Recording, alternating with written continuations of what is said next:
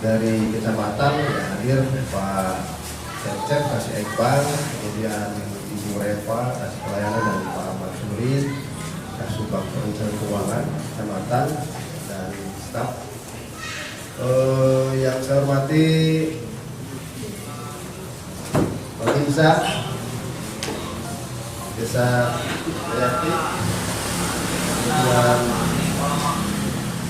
perangkat Desa Jayati juga yang saya hormati Pak Jaro, Pak RT, Pak RW, yang saya hormati para tokoh masyarakat yang hadir, Ibu Ketua PKK, kader Posyandu yang mewakili hadir, kemudian KPK, PKK juga yang serta hadirin dan undangan yang berbahagia.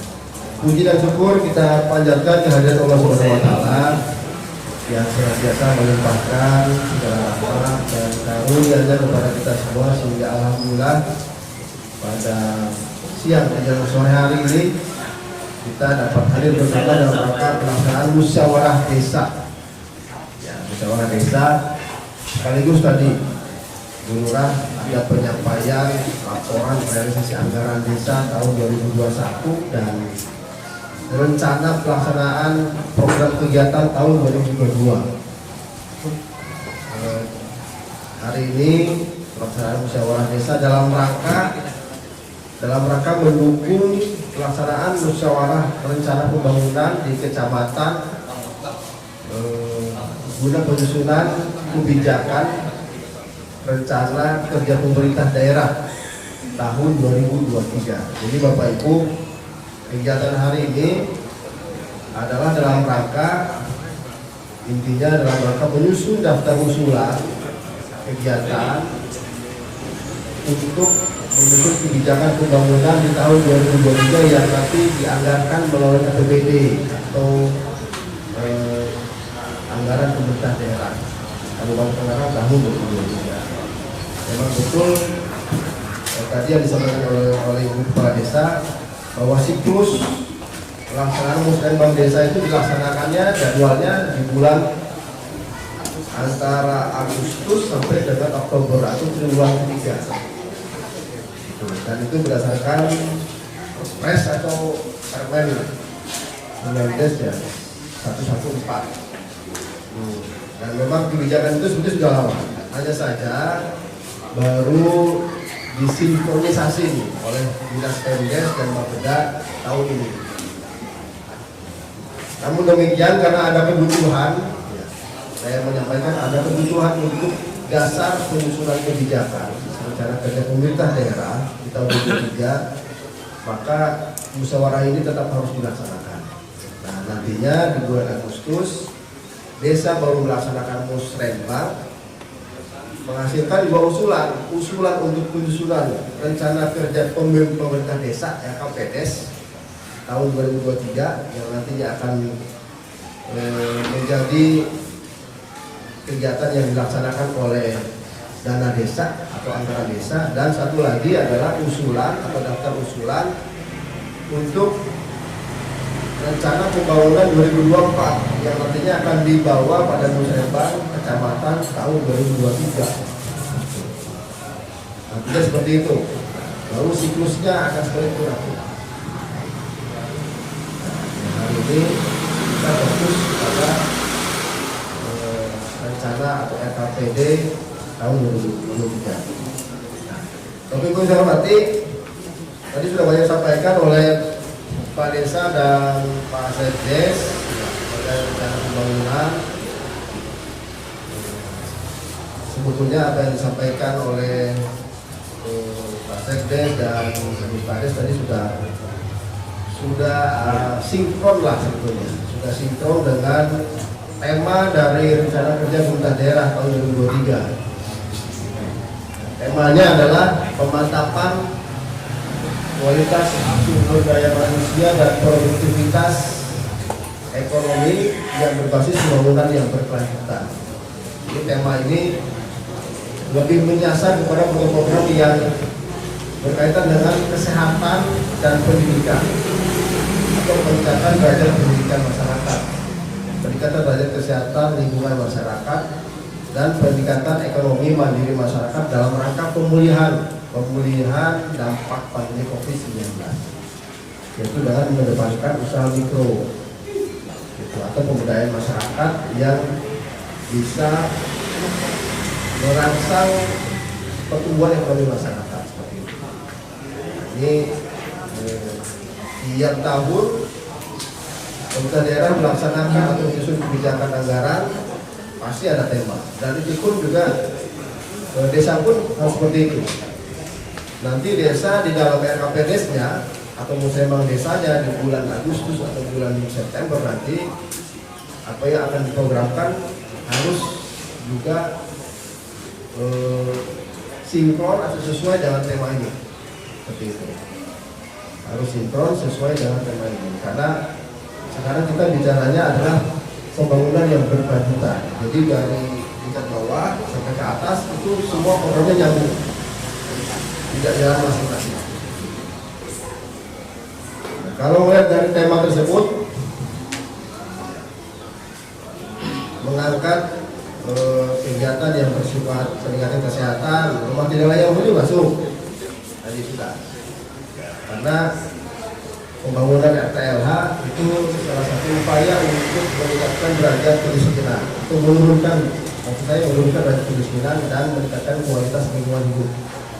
Rumahnya kumuh, jadi bersih, tidak kumuh. Yang tadi tidak punya jamban, pihak rumah punya jamban, punya sepiteng. Kemudian selain RTLH ada MCK tadi. MCK juga menjadi salah satu solusi untuk menangani permasalahan sanitasi di lingkungan warga gitu ya. Nah, ke depan sasarannya atau targetnya bukan hanya bangun MCK sebetulnya, tapi untuk membangun desa yang bebas buang air besar sembarangan atau ODF, desa bebas BAP sembarangan. Nanti sasarannya bukan bikin MCK umum, tapi bikin MCK, bikin jamban sepiteng di rumah-rumah. Rumah jadi sasarannya. Satu rumah, ada rumah yang memang warganya dianggap tidak mampu, kemudian belum punya sepiteng, bangunkan sepiteng. Jadi gimana buka jamban, tapi terbuka sepiteng, bukan empang gitu ya. Karena empang itu lelean. Ayah lele. Lele belakang. Lele dari hidup dari ayat. Dari dahar itu. Akan tak saya lah. Lele dari hidup. Akan. Nah itu kan menjadi sumber penyakit, karena mengundang nyamuk dan sebagainya, lalat dan sebagainya. Terima kasih Lele. Yang tidak sehat kan lele. Nah, tinggal nanti dibantu tuh oleh desa, oleh kecamatan, dibangunkan sepiteng, dibuatkan sepiteng. Jadi jambannya punya sepiteng. Nah, kalau rumahnya nggak punya jamban, berarti masih nonton golpon atau nonton murah. Kita buatkan tuh, kita buatkan kalau memang masih ada tempatnya, gitu, ada tanahnya, lahannya kita buatkan MCK atau jamban di rumahnya, plus dengan sepiteng. Jadi gitu.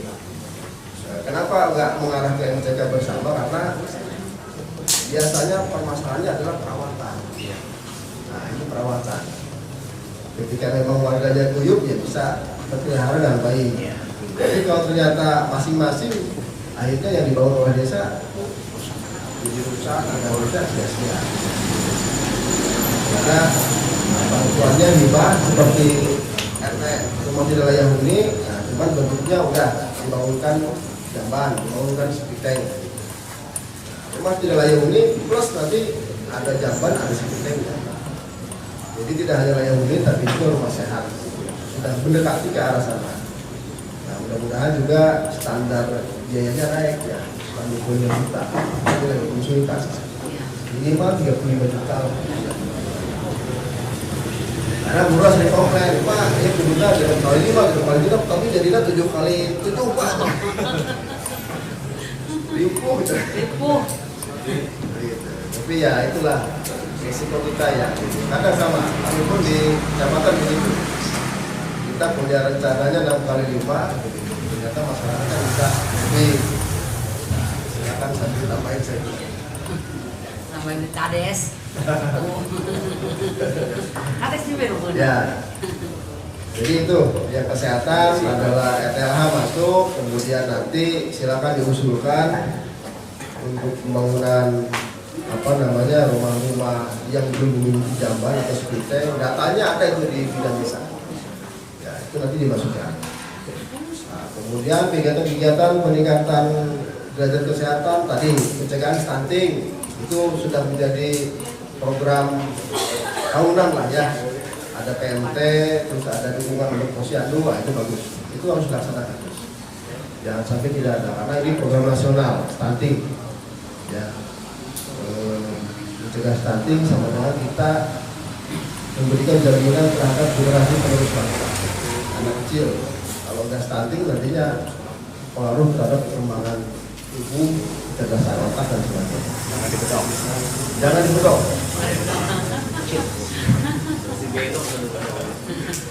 Nah, kemudian kaitan ekonomi ini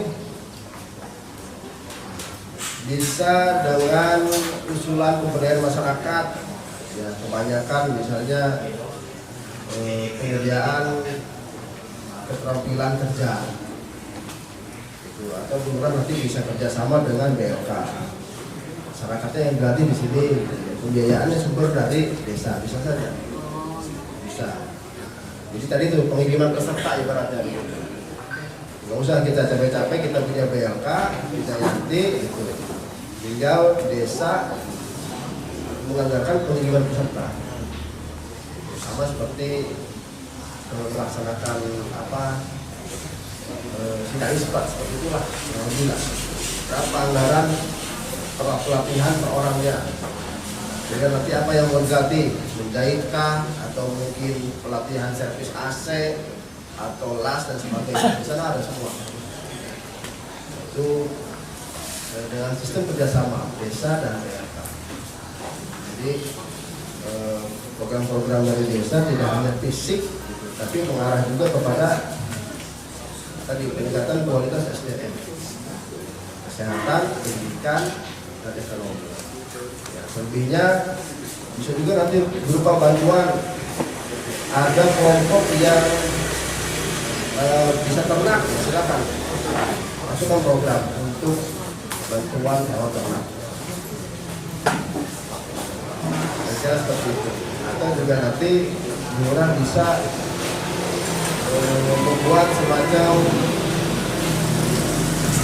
usaha ekonomi rakyat, UMKM, mikro atau pojok UMKM. Di situ nanti masyarakat bisa naruh barang di situ lah, berjualan di situ. Contohnya tematik, ada tematik nih. Lurah punya tematik, Desa Jaya itu punya tematik, nah di situ bisa menjadi pusat usaha ekonomi, usaha mikro. Makanya tematik juga itu menjadi sorotan kami di kecamatan dan juga di kabupaten, bahwa pembangunan kampung tematik dari Desa Jaya harus menjadi ikon dan harus terlaksana. Informasi baik yang perlu saya sampaikan. Kemarin saya sudah berkoordinasi dengan PT Mayora. Prinsipnya PT Mayora siap membantu melalui CSR. Buatkan proposal, nanti dari pusat ke Mayora meninjau ke sana, dan mereka minta izin untuk memasang brand mereka di sana, tidak masalah. Dan nanti mereka membantu untuk menata, apakah bikin taman bermainnya, apakah bikin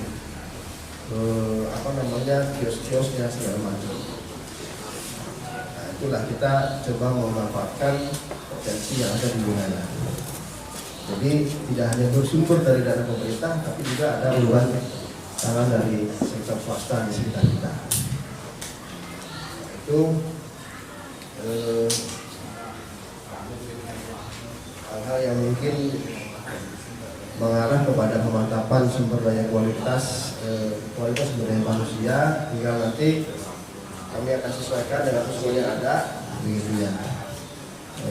kita promosikan lagi untuk nanti kita bawa di forum musyawarah kecamatan, dan itu menjadi usulan prioritas yang nanti akan dilaksanakan di tahun 2023. Selanjutnya saya persilahkan Pak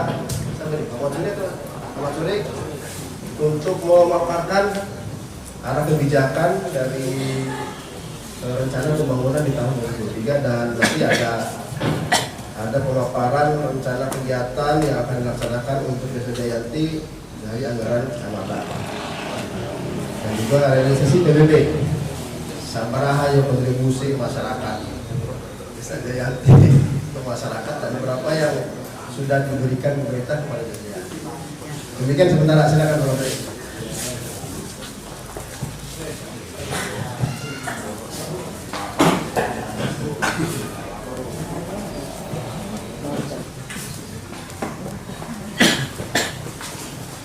Assalamualaikum warahmatullahi wabarakatuh.